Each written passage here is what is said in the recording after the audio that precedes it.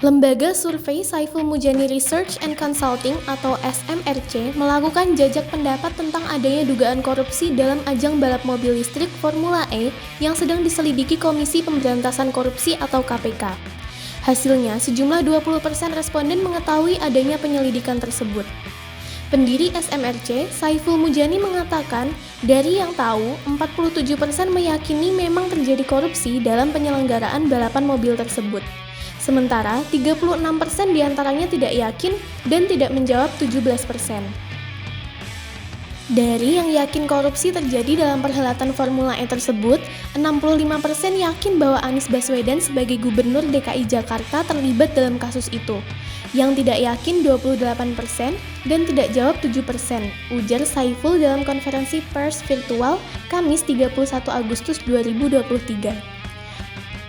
Lebih lanjut, SMRC juga menelusuri dampak kasus itu pada pemilihan presiden atau pilpres.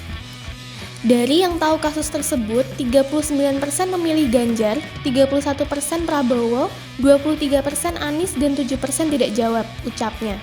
Sementara yang tidak tahu, 35% memilih Ganjar, 34% Prabowo, 20% Anies, dan tidak jawab 11%. Saiful menyatakan bahwa tingkat pengetahuan publik pada kasus ini tidak memiliki pengaruh pada elektabilitas calon.